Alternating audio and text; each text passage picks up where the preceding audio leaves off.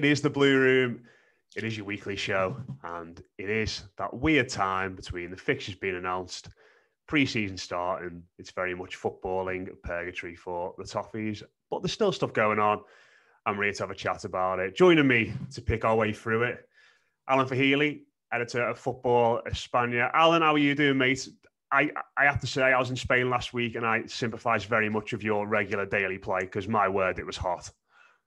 Yeah, it's pretty intense, to be honest. This week is not so bad. It's between 26 and 30 most days. But last week, as you mentioned, yeah, it was 40 at least, 42 in some days, 44 in some days as well, which is just not heat you can live in, really. The most basic things become difficult. And it's one thing, being on holidays and going from the pool to the bar, going from the beach to the bar. But if you're working your normal job and doing groceries and trying to live a normal life, it becomes very, very difficult. So suffering but enjoying a bit of the respite this week for sure. Absolutely, yeah. Patric Ridge also joins us. It's hot here in the UK still, mate, though, isn't it? So struggling to get by doing daily things here too, to be fair. Oh yeah, definitely. I think we've got it harder, if anything, than Alan. I mean, at least he's got that. I mean, it's just clouded over in Wakefield here in Yorkshire today. So now it's just muggy. Really intense. Can't sleep on a night at 15 degrees. It's really getting to us, I think. But at least there's no Everton at the minute to keep us miserable. Like it's not like we're losing games every few days and we can't sleep and it's all sweaty and everything. So at least we've got that. At least we've got it to look forward to coming back as well. I mean, I've got the cricket on in the background there. It's just started raining and they're bringing the covers out, so we can start moaning about the rain now as well. Yeah. It's definitely one of them. But yeah, you mentioned there about Everton, not really tons going on, really. It's been a few weeks since the ownership stuff came up. That's died down a little bit.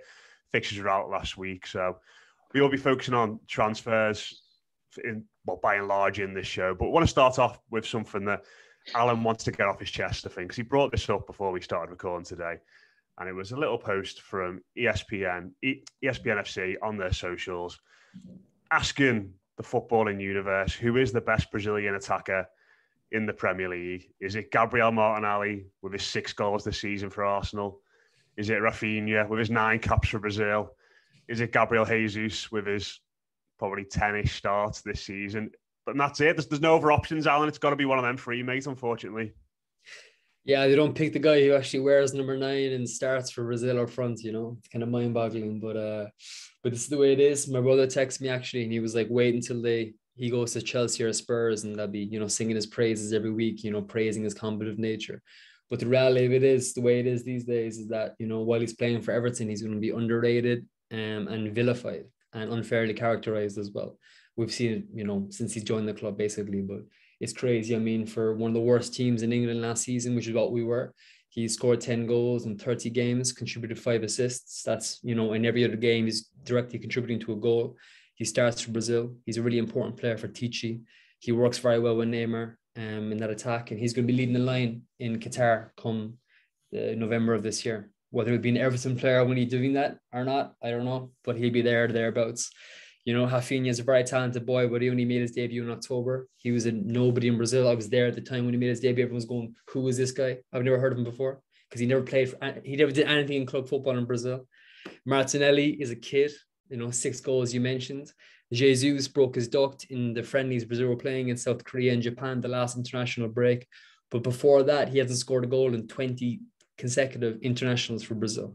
So while he's more caps than Richarlison, his record is inferior, and he's shown himself, to not have the mettle to lead Brazil at a major tournament in the 2018 World Cup, whereas Richarlison has already won the Copa America with Brazil and the Olympic Games with Brazil. So I don't know. Give me a break, like. Absolutely. I mean, Patrick, you said that it's all about the interactions and getting the clicks. I mean, it feels as though ESPN and other outlets like this tend to do things like this with Jordan Pickford as well, and Evertonians tend to react. I mean, are we that fan base now? Are we the ones that bite at every single thing, do you think? Because we've had an anxious season and we're just all a bit on edge still? I think so. I mean, I'm sure other clubs, I'm sure fans of other clubs would say the same thing. And you only see it when, it's your club and it's your team. And with the way social media works with algorithms and stuff like that, I'm sure it pops up because other people that you follow have interacted with it, and that's just kind of the aim of the game. But also, yeah, it was like a clear, and maybe it's just because Rafinha has been linked to Arsenal and Barcelona and stuff like that. But you'd think with Richarlison, given like the likelihood that he is going to move on this summer, that they'd have included him. So maybe it's just being kind. Maybe it's just like they've got the work experience kid in, and he's just thought the first 3 people he can find on FIFA from Brazil, or it is, you know, genuine like trying to wind fan bases up. But yeah, they do it Pickford, they do it with Lampard. I think we are like obviously from where I'm from around Yorkshire, Leeds. Frank Lampard lives in Leeds fans' head, and I think he lives in other fans of other clubs. Like everybody seems to hate him. And whatever you think, Frank Lampard, you know, I don't think any of us think he's perfect. It's almost quite nice in a way because we stayed up and we were able to shove it in their faces to an extent. It's the same with Richarlison. It's the same with Pickford. So I think that companies like that just kind of, and accounts like that, they just build on that, don't they? Really feed off that. Yeah, and I was surprised as well, to be fair, how big Richarlison is in Brazil. I mean, like everyone knows him as, you know, Opombo, the pigeon. Like he's actually a big deal from a cultural perspective, which is interesting. You know, I didn't think he would be given he played for Everton, but you know, something about his personality has made waves over. He's very respected, very much loved. I mean, I guess we all saw the footage of him singing at Alan's wedding, you know, being decked out in the t-shirt and a chain compared to Andre Gomez. He looked like he stepped out of GQ. I just thought it was hilarious. But yeah, he's a legend for sure. And I think we're lucky we have him, and we'll miss him when he's gone. How do you both feel about the situation as it is at the moment? Because it's probably been a couple of weeks now since that initial interest from Tottenham was reported by David Ornstein and firmed up elsewhere. I believe the Echo over the weekend reported as well that the Chelsea have got genuine interest in him as well. I mean, as we sit here, Patrick, it's just feels like it's stalled a little bit, doesn't it? But it's one of them where it just feels like this is going to take a while to potentially get sorted because Everton have got rightfully a high valuation. The other clubs are going to potentially want to barter, and there might be a few different options for him. It just when that Tottenham link emerged earlier this summer, I sort of thought this might be wrapped up quite quickly and it might be a deal done. But the more it's gone on and the more details are starting to emerge, it's starting to feel like it could develop into a bit of a saga. Yeah, I think the issue, it's kind of catch-22 for Everton, isn't it? And that every club, every man and his dog knows that we need a sale. Apart from some Everton fans, maybe who are kind of not in denial, but maybe clinging on to the hope that we somehow, look, it'd be brilliant if we somehow could clear, you know, Andre Gomez, cashing on Mina as much as I like Mina, just because of his well-known problems with injuries. You know, maybe get rid of another player, even someone like Damari Gray, for example, who I think did well in his first season. You know, if you could turn around a quick profit on someone like that, then FFP-wise, he's suddenly looking a lot brighter. But the likelihood of all those things happening is slim to none. All those things happening in time to get any deals done is pretty much non-existent. You know, I think that we're going to have Gomez probably until the end of the window because it's just the state they're in. Same with Mina, maybe. Again, I'd rather Mina not go, but I know really he has to. So every man and his dog knows we need a big sale. I think the fan base towards the end of the season had got in their heads generally that it was going to be Calvert-Lewin. For a multitude of reasons, you know, the player hadn't played a lot. There's everything that he did, the GQ interview and everything like that. And whereas really, it's Richarlison who finished the season strongly. I know Calvert-Lewin obviously scored the great goal at the end and the vital goal, but Richarlison's the one who's drawn interest. And I think it's pretty clear that he's probably said to the club, you know, if a big offer comes in from a Champions League club, I'd like to know about it or I'd like to leave, which I think is fair enough and no one will begrudge it. But the issue with that is every other club knows that too. So why would they rush? Chelsea, you know, if there is interest, but then supposedly they want Raheem Sterling. So like, I'm pretty sure Chelsea would probably prioritise Sterling over Richarlison. You know, as much as I love Richarlison, I don't think he's on the same level as Sterling. And then Spurs, notoriously tough negotiators, but you know the thing with Everton is that we've just got to stick to our valuation. It's just how long we can let that rumble on for without doing any business ourselves, because I think, you know, maybe it's all to do with accountancy years and tax years and things that when we get into July, maybe some money will be available, but it's definitely not going to be enough for what we need. So yeah, the sooner the better. Whoever goes, whichever one of them is going to go, the sooner the better. But I think I get the feeling it's going to go on. Maybe not into the season, but I reckon the first week of August we could still be looking at a situation where both Richarlison and Calvert-Lewin are still here. Yeah, don't sell them to Chelsea before that opening game. Whatever. Yeah, or at least do one of those gentlemen's agreements. I think United did with us for Tim Howard all those years ago. That means they can't play. But just finally on Richarlison, Alan, I think it was going into the summer. I think one of the things I was quite intrigued about was to see what sort of level of club would be after him, because as much as we all love him, in recent years his goal return has dipped off a little bit.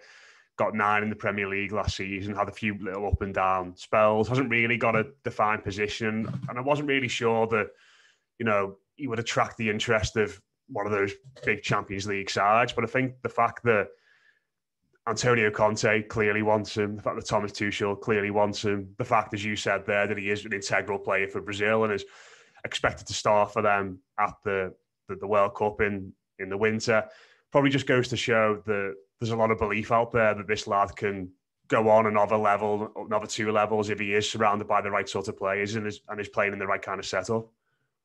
Yeah, definitely. I think of the clubs linked to him, Spurs is probably the best fit, because I think that, he would suit Conte's style down to the ground. And I think he'd suit a club of Spurs' stature down to the ground. And I think that he'd be a very useful alternate to have with their front three. I think from his perspective, though, I'm not sure he would be interested in a move to Arsenal, for instance. I think it would be a mistake. I think, conceivably he go to Arsenal this summer for a big transfer fee. Although it seems their priority is Rafinha at the moment. And were he to do that and have a massive World Cup, I mean, he could conceivably score 3 or 4 goals in the World Cup and Brazil win the World Cup. Do you know what I mean? What's his value going to be then? It's going to skyrocket. And then next summer, Karim Benzema will be a year older. Maybe Madrid want a new striker. Well, they do want a new striker next year, that's for sure. At the moment, it looks like it's going to be Christopher Nkunku, who signed the release clause with Leipzig today for 60 million euros. He's the one being talked about today. But I think in Richarlison's perspective, if you can get to a move to a functional top 4 Champions League club right now, you'll do it 100%. But I think knowing his character, he won't force a move to somebody like Manchester United or like Arsenal right now. I think with the World Cup on the horizon, that'll be a mistake. So we'll see. The one thing I'll say is that the market is so dependent on other things. It's completely interdependent. It's an ecological system. Things don't happen in isolation, So the way things are at the moment, Rafinha is in demand, most definitely. I mean, he wants to go to Barcelona, but whether they have the money or not is up in the air. And then there's, Spurs, Chelsea, and Arsenal are all in for him as well. So only one of them can get him. And if the other two still want a wide player of his profile, Raheem Sterling is in the picture too, as you mentioned. But I think they're going to be coming in for him as well. So we'll see what happens, over the course of the window. But there's still lots to happen. And it's not as simple as getting deals done early. Very few clubs can afford to do that. Only clubs of the stature of City and Liverpool can do that. The rest of us have to ride with the waves and kind of roll with the punches a bit. And Everton are pretty low down in the pecking order at the moment, as we have seen, given the caliber of players are being linked to. So let's see what happens. It's very hard to make a prediction this early in the window, I think. Yeah, and I suppose there is going to be knock-on effects from that. You mentioned there about the players we've been linked to. The one that's come out most significantly over the last 24 hours or so, I think it's someone that's been spoken about for a while, really, tentatively, but certainly firmed up. Recently is Harry Winks at Spurs. Again, I think the Echo reported it first, and then BBC picked up on it as well later in the day, saying Everton have held talks to Tottenham over a permanent deal for the England international midfielder. Alan, I'll come back to you first on this one, mate, before we go to Patrick. General thoughts on Harry Winks as a player before we go into anything else? Is he one that's going to get your pulse racing a little bit when you think about him potentially lining up in midfield next to Jean-Philippe Gbamin and Andre Gomez next season? No, it's just uninspiring, isn't it? It's just uninspiring. I'm not saying he's a bad footballer, but I think he's not the kind of rough gem I think we all hoped, a rough diamond we all hoped we'd be looking for this market. He's part of the excess fat of a club that's bigger than us, but not that big. I mean, we used to be shopping for Barca's reserves. Now we're shopping for Spurs reserves, it seems. After Dele Alli came in and was such a great success. his person, so it's his persona and his manner seems to me to be the antithesis of what Everton is all about. I don't think he's going to be one to take to the terraces in the way that other characters might. I don't think he's spiky enough in that sense to make up for his lack of quality. So while he maybe do a serviceable job in midfield, he might, not put a foot wrong. He might be tidy in possession. The fact that Frank Lampard wants him gives him a bit of hope, because I think it's time to back our coaches with their players, even though that's what got us into this problem in the first place. But yeah, it's just very uninspiring, isn't it? Like I'm not a huge fan of him as a player. I think he could do a serviceable job, but he's not a top 4 player. He's not even a top 6 player, I'd argue, to be honest with you, starting. So yeah, it's pretty unimpressive to me. And the fee that we're talking about, 25 million euros, I think it is, or 25 million pounds. Just it's a big red flag for me. And the biggest one is the Spurs fans I've spoken to about him have all said the same. If you offer 25 million pounds for him, they'd be laughing. And when we know ourselves, it's the fans who watch the players week in, week out, who know the true measure of those players. So I don't know. I personally, I'm not a fan of this move. But the one caveat is that if Frank wants him, you have to back Frank with the players he wants. And I'm sure as well, if they could sign Joshua Kimmich, they would. But this is the level of player we're shopping at, It's like going to a disco. Do you know what I mean? Like, so I don't know. I'm very much not enthused by the move, to be honest, but I'm kind of not apathetic, but pretty foggy about how Everton proceed this transfer window, to be honest with you. What you going to say that if we could sign Josh King, then I was like, oh God, yeah, get him back after that hat trick last season. The redemption story begins. But Joshua King and El Ghazi, yeah, and the same ilk. Oh, marvelous, Patrick. What do you think about it, mate? Because I've seen you having some Twitter conversations about this over the last 24 hours or so, and I think it'd probably be fair to say you're maybe a bit more upbeat about the prospect than Alan is. Well, yeah, I mean, I agree. The thing is, I do agree with everything Alan has said there. Like, I just think that we need to see, there hasn't been enough. The only trusted reports, and this was in The Athletic a few weeks ago as well, and I kind of been reinforced this morning, is that Everton, it was in the Eye, I think the Eye a few hours ago have done an update that basically talks are kind of at a standstill anyway, because Everton want a loan. This talk of 20 million that's what Spurs value him at. I think that's what people need to be clear on is, I think there's been a lot of thing of like, oh, I can't believe we're paying 20 million for Harry Winks. And it's like, well, hang on. No, that's what Spurs value him at. We might value Everton might value Richarlison at 70 million. Fairly so, or 60 million or whatever, but it doesn't mean necessarily that we're going to get that. We hope we do if he does go. I think the thing with Winks is, I don't know what a Kevin Felwell player looks like, for example. Do you know what I mean? I don't know enough about Kevin Felwell's previous jobs. What he did at Wolves is kind of clouded because of the links to Mendes.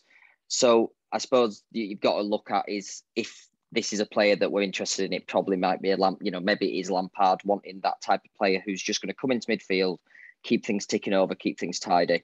I just did a very quick check of some overline stats, and he does keep the ball better than any of our midfielders from last season, which again isn't hard, but just looking at passing accuracy, it's far better across the board than any of our midfielders in both halves as well.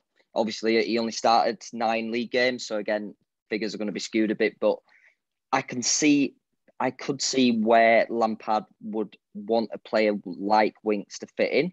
Personally, I think our priority should be go out and get an athletic midfielder first. But someone who's got a bit more ability on the ball or got potential to have a bit more ability on the ball than, say, Decore has. I think the perfect example, and he's one that we could have got a few years ago, but Brands turned his nose up at him, was Sangare, who's now at PSV, who's kind of been touted around for 25, 30 million. But that, I'm not saying him, but that type of midfielder where they're a big, powerful unit, but they have that positional sense and that passing ability to kind of sit in the middle of the park. I think ideally that's what I'd like us to go for. But maybe Lampard's looking at it, on Felwell looking at it, going, well, we know Winks is interested in a move. We want a loan or a cheap deal, but Spurs are playing hardball, and this is part of transfer negotiation. So I've tried to take a step back from the links and just think, well, I think he could add something to our midfield. He wouldn't be the first one that I go for. I don't think he'd transform us into a team that's going to challenge for Europe, but frankly, I don't think we're going to be anywhere near that anyway. I've seen shouts that he's like much worse than Tom Davies and things like that. Well, I just don't. This isn't having a go at Davies particular, but I just don't agree with that. He's very neat and tidy. He keeps hold of the ball well, and I think that maybe Everton fans have got. I certainly have in my head that the ideal number 6 is that player who can get about the pitch and do a bit of everything and screen the defence, like Garner, but on a kind of bit more of a advanced scale. And it's like, well, we're probably just going to need 2 players to come in and fill the role. We need whatever happens this summer, we need 2 midfielders because Delph's gone. I can't see Gomez staying. We're going to do all we can to get rid of him. And Gabamin, I think, is gone as well, which will leave us with Alan, who might well go, Decore, who's got 1 year left on his deal, I think, with an option, and Davis, off the top of my head, is our actual central midfielders. And then you throw in Iwobi. Well, if Lampard wants to play 4-3-3 or a variation of it, then we're going to need more bodies in there. So, look, if we pay 20 million for him, I'll be pretty disheartened. I think that'd be ridiculous. But I think just shouts of like, I can't believe we're paying 20 million for him. It's like, well, it's nowhere near that yet, clearly. Like, clearly talks are ongoing. I think a loan would be a pretty sensible move. And I can definitely see where Lampard wants that type of player who takes the ball off the defence. He's not what I want as a number 6. And I'm not saying he is a number 6, but I can see why Lampard wants that player in his midfield. But whatever happens, whether we get Harry Winks or not, we need to go out and get another midfielder. It'd be the same if we did go on like firm up our interest for Zinchenko. I think we'd still need, if we had the funds to do that, I think Zinchenko would be a brilliant signing, but we'd still need a player who's got that mobility and athleticism to get around the pitch and really kind of deputise for Decore, but also help him out in a 3-man midfield. Or if Alan stays and he's playing, can help Alan out. We need to, whatever happens. So I'm kind of more willing to just wait and see. But yeah, obviously 20 million would be, I think, far too much. Would that change your mind on it, Alan, if it was sort of like a loan of an option to buy in there or something like that? Because, I mean, I'm in total agreement with both. 20 million feels a little bit like that's far too much for not only a lad who's fallen down the pecking order at Spurs, but has hardly played any football at all, really, over the past couple of years. I think loans are a good idea. And that was, a very important element of the Moyes years. We used always loan players, it's a no risk strategy. I mean, the biggest issue that Everton have at the moment, as we well know, is having a stockpile of players on massive wages that we can't shift. And we overpaid them because we weren't an attractive proposition for them to come from a sporting perspective. So we had to incentivize them economically. Whereas if you loan a player, it's basically a risk-free thing because if you have an option to buy included in the deal, for instance, if the player enjoys his time here, if you enjoy the player's time here, it works out. I mean, imagine if we had signed Donny van de Beek on for 20 million pounds, paid him 100 grand a week last winter. It didn't really work. I don't think we really want him in our midfield that much. It wouldn't have worked out. Whereas signing a player on a loan deal for the whole season, especially with a full pre-season under his belt, would make a lot of sense. But I guess the question is whether the Spurs are willing to do that. I just think that the biggest issue will be making a huge financial investment in this guy, because I don't think that we've seen enough from him to, suggest to us that he could be a starting midfielder for us for the next 3 to 5 years. Yeah, totally agree with all of that. And it does feel a little bit, Patrick, as well, like this is sort of classic case of the consequences of our own actions coming back to bite us, isn't it? Some of the plays that you mentioned there in regards to midfielders, Alan, when we signed him, remember there were concerns about his age and they were sort of laughed off because he was 29. Same about Decore because he's 27.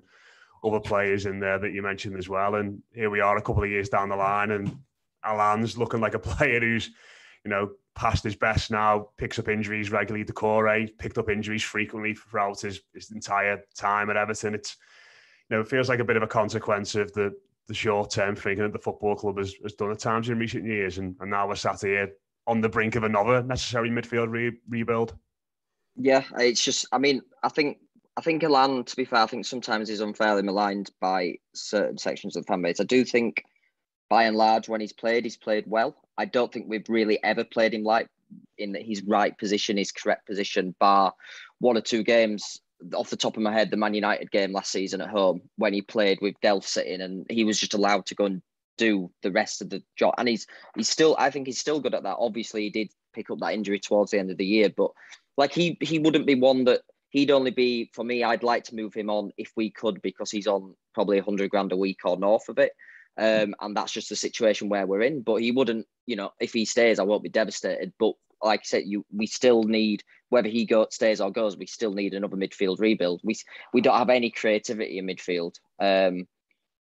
Obviously circumstances last season, for a variety of reasons, didn't help that. But then when you lose all your creativity from your team, you're relying so much on your wingers. And we saw under Lampard when we really needed our attack to step up, and I thought he had the ability to do it, but we just had such a lack of consistent quality. From Gray and Gordon. Gordon, you expect it because he's a young player just having his breakthrough season.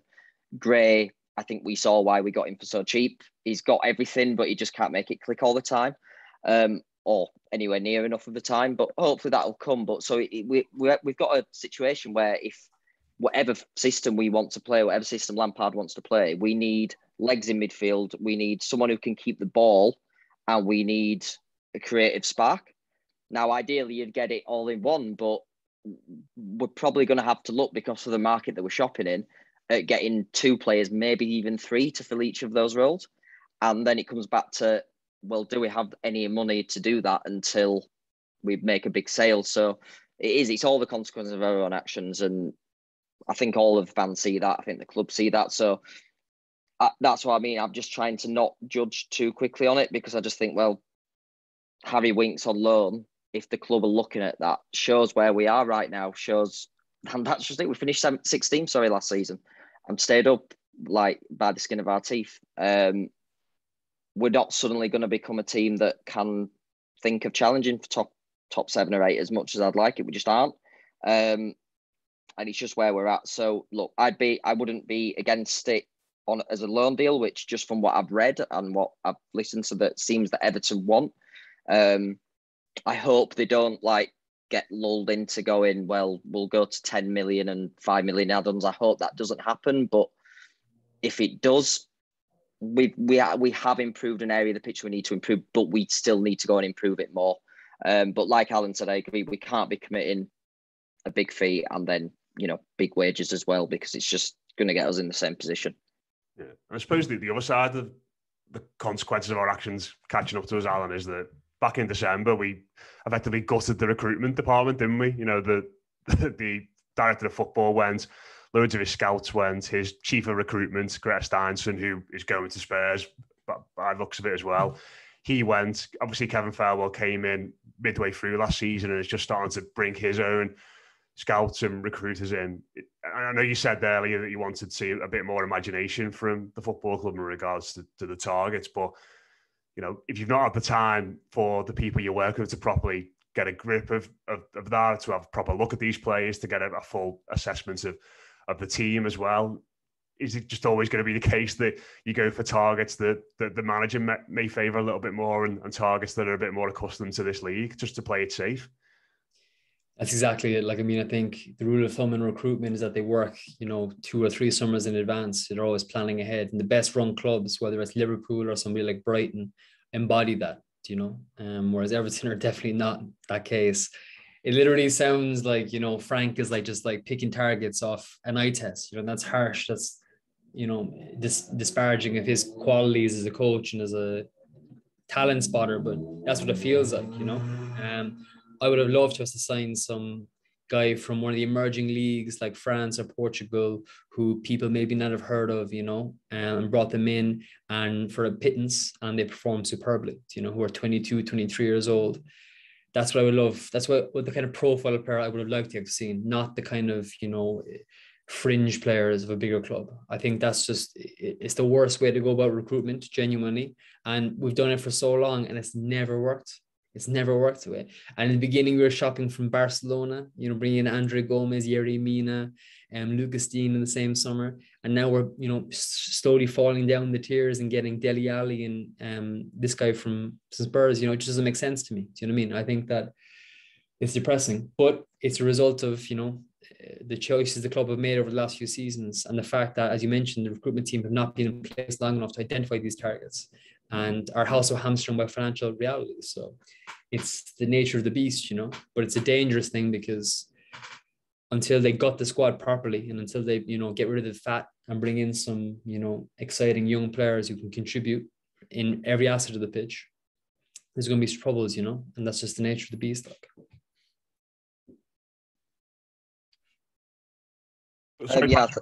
No, Royce. I just, again, with like to echo what Alan said there. I think the annoying thing with these Winks links are that surely there's got to be, all right, go for him on loan. And then if Spurs say, no, we want money, we can always think, well, we could maybe, go back to that later in the window. But if they are demanding like even any of a fee, it's like, well, surely there's probably a player somewhere else, not even bothered as such about the age. I mean, obviously you don't want to bring in a 28, 29-year-old, but Winks is 25, 26, I think. So, maybe there's a player of a similar age or a few years younger in another league that is available for 5 million of an initial down payment, and 10 million in installments or whatever, rather than then spend it on Winks. Surely like that shouldn't be that hard to find. And look, this is what I mean. I don't know whether these are Lampard targets. I don't know whether these are Thelwell targets. I don't even know if they're actual,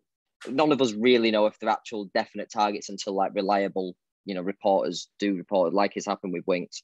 So it's, I just don't know. I don't know who's leading the recruitment policy. It's like Thelwell has had so much to do, and it's not been helped by the fact that we didn't stay up until the second to last game of the season.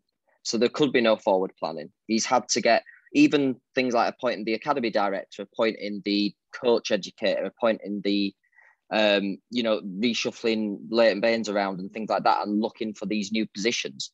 They couldn't even be fulfilled and even maybe created as a post until he knew that we were staying up. So it would have been brilliant if we'd have stayed up at if we'd have had safety secured by mid-April, whatever, we may well have been well ahead in this process. We may have had all those positions filled, but there's a big difference between even the salary that a Premier League club can offer to a position of an academy director or recruitment analysis or whatever, to what a Championship club can offer. So it just feels like it's been it feels like there's almost a rush to get all these things done. And as a consequence of that, maybe it is that, we do have to try and get those almost the easy pickings to an extent, but you've just got to balance that with when we do, we've got to be thinking, and hopefully they are, when we do get this money in, this is what we want to do with it. And it's a matter of when that money comes in, hopefully for players. Look, Tarkowski on a free is already done. I think that's pretty much, everyone knows that's done and going to be announced. Maybe the plan was they were wanting Tarkowski in on a free and a Winks in on loan for the start of pre-season. And while it's hardly inspiring, you have improved the squad in some areas with those, and you haven't spent any money. Maybe that was the plan. And the issue is with Spurs, obviously they're going to play hardball. So I just hope the deal doesn't drag on. If it's done, I hope it's cheap or on loan. If it isn't, fine, leave it. There's other players around, I'm sure, who can do what Harry Winks can. And not even that thing about exciting the fans, just that thing of we're probably going to get better value if Spurs are demanding anything above, 10 million. Yeah, I mean, you lads watch probably a lot more European football than me, Alan, obviously in La Liga. I mean, are there any players like that you look at and go, God, why didn't Everton just go after him? He won't cost a lot. He's got loads of ability. He's young. He'd really fit the bill. Off the top of my head, I can't think of anybody really. I mean, I guess somebody who could be a possibility is Antonio Blanco, who's a young guy, plays for Real Madrid. He played a lot under Zidane. When Zidane was there last season, or I guess 2019, 2020, 21. He played a lot under Zidane. He's a kind of a holding midfielder. He's from Andalusia. He's very, very tidy in the ball, very good in the ball. Looking for more minutes. Carlo, as we well know, doesn't like blooding youth that much, so he played him virtually never last season. But we have links with Carlo, obviously. There's a good connection there, I think. We could potentially get a loan from him. It's a low-risk situation because he's not playing anything in Madrid at the moment, and I don't know. I mean, obviously, it's a big ask for him to come over here and, immediately drop into the Premier League, having had so little experience in first division football. But he does have Champions League minutes under his belt, so it could be potentially an option. And he's very highly thought of at Madrid. But I think the point for me is the pulling power of the Premier League as well. Because if you look at Villa, the business they're doing, signing Diego Carlos from Sevilla, and obviously they have more financial freedom than we do. For some reason, I don't know where they're getting the money from, to be honest with you, but they can pull Carlos out of Sevilla, who are a Champions League club for 3 seasons in a row now, to a mid-table club who finished only a few points ahead of us. Like, the pulling power of the Premier League is immense, absolutely immense. And there's a lot of players in Belgium, in the Netherlands, in Portugal, and France, which are the biggest markets now for talent. It's not Spain, it's not Germany, it's not Italy.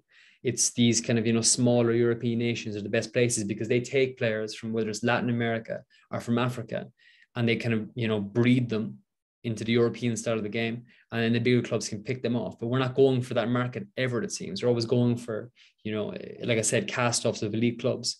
So I guess if I was to, plead for something for our recruitment, it would be following the Brighton model, or bring in that kind of style of players, because, Yves Bissouma, for instance, would be our dream midfielder. And obviously he's gone to Spurs now. But yeah, I guess it's something that will be years and years in the making, and with Farhad Moshiri involved, I would doubt it will ever be the case, because I don't think it ever have the patience or the humility to go for players like that and for a model like that, if that makes sense.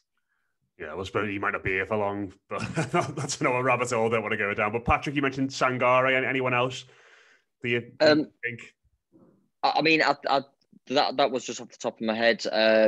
I think, I know he's gone to Leeds now, but there were a bit of annoyance from certain fans. Then they signed Mark Rojo, if I pronounced that right. Alan will be able to correct me, from Bayern. If you're looking at a Harry Winks type player, I think he's ended up costing them 12 million, give or take.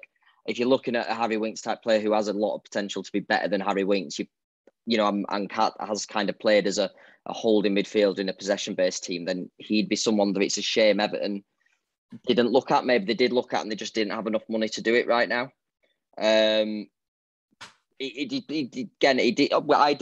don't really know what Lampard's after. The lad who signed for Villa, Kamara, who signed on a free from Marseille, he'd have been the perfect number 6 for Everton, because he'd have covered 2 roles in one, basically. He'd be the actual 6, but he's also got that athleticism to get about. But I think the reports with Villa were paying him about 10 million a season, which so it's about 180 grand a week. We just can't afford to do that. We are where we are. So yeah, I mean, I'm hoping that Everton's scouting department are obviously better than me at random picking names, but that is their job. But I am sure that, mate, to be honest, it's gone in recent years. I am sure that there is players out there who can kind of do the 2 roles that we're looking for in one, even. But we'll just see what happens. Like I said, if Winks comes in, if Zinchenko came in, who I think he'd really sort that creative spark if he plays in that similar role how he plays for Ukraine. But we'd still need another one. Whatever happens, with it, we still need 2, really. Yeah, I remember the Kamara thing. I was really hoping that we try and go for him, but obviously the wages are out of our price range. But he's a really, really good player. I really like him a lot. And they actually fought off Atletico Madrid to get him, if you believe that. I mean, it's just crazy, the pull of the Premier League. On Raka, I mean, he's played so little football over the last 2 years. I'd be very wary of touching him. I think if you were to compare him to Winks, I'd actually go for Winks, because Winks has Premier League experience. He's lower risk. I mean, Rocket joined Bayern in 2020 from Espanyol. He's hardly kicked the ball. I'm pretty sure he's not touched 1,000 minutes yet in 2 full seasons, which is not ideal, because, the Bundesliga is the perfect environment to give players like him a chance, given how dominant Bayern have been over the last decade, I guess you could say. And then what was the final point you're saying again? Was the third player you mentioned there? You mentioned Sangare to start. Who was it again? Sangare. Oh yeah, no, not him. I don't know. That's my train of thought. I'm sorry. But getting excited thinking about all these elegant midfielders we're gonna get. But I remember we can't sign. yeah. I think with Rocky he had a bad injury. I remember seeing him at Espanyol, and I thought at the time, why has he moved to Bayern? That just seemed a bit of a mad move. Obviously not from the player's perspective, like you would move to Bayern, but just seemed Bayern were just doing it as a squad filler, and then he got a pretty bad injury, I think, in his first season. It hasn't really worked out. I suppose my point was, if Everton did have 10 or 12 million available, I'd rather it go on another player than Harry Winks. But with like you, I think Harry Winks would be the one that's kind of less risk, more risk averse, I guess. And maybe that's what the club are thinking. Yeah, and we can keep saying Winks links as well, which I really liked. that was an excellent line. But just before we wrap up, lads, very quickly, did we all see the picture of Frank Lampard hungover? Just very. I felt a lot of. To be honest, when I saw him partying with Wayne Lineker, I thought, "Oh, Frank, yeah, you're better than that, mate." And then when I saw him hungover the next day, I thought, "Well, I suppose that's just what you get, isn't it?" He's a Londoner, isn't he? He's a London boy. Do you know what I mean? They're different, aren't they? Like, So. Yeah. I mean, Bellingham were in that picture as well, so there's hope. Maybe he wouldn't be a bad signing. Maybe he's the midfielder sorted. Yeah, maybe Bellingham was asking him what Merseyside was like ahead of a potential move to Liverpool. Lampard's just saying, "It's awful. It's awful. Just stay away. Go to Manchester instead." The word in the street in Spain is that Madrid are going to come in and take another promising player from Liverpool because they can. So I think 2023, their plan is to go for Bellingham potentially. So we know they'll blow Liverpool out of the water again, and we can feel a bit good that Carlo is doing something nice for us while we suffer in misery and mediocrity. Oh, God, they've got about 1 million exciting young midfielders already, haven't they? So yeah. six men depth. Like, I mean, if you compare it to Everton's depth, like they have Toni Kroos, Luka Modric, Casemiro, Fede Valverde, Aurelien Tchouameni, and Eduardo Camavinga. I mean, Jesus Christ, like those 6 lads have already beat our first 11, I reckon. Yeah. But, we'll see. Will Bellingham come to Everton under Lampard? Has he got that much pulling power? Probably not. But lads, we'll leave it there this week. Cheers for coming on. Cheers to Patrick. Cheers to Alan. And cheers for listening as well. If this is your first time listening, or you've listened to us many times and you haven't subscribed yet, you haven't given us a rating on iTunes yet, please do. Every little helps in that sense. I'll be back throughout the summer with weekly shows, with transfer shows, with all the usual stuff over on the Blue Room Extra as well. If you want a little bit more from us, it's patreon.com/the Blue Room Extra. But yeah, that's it for your weekly show. Up the Toppies. We'll speak to you again very soon.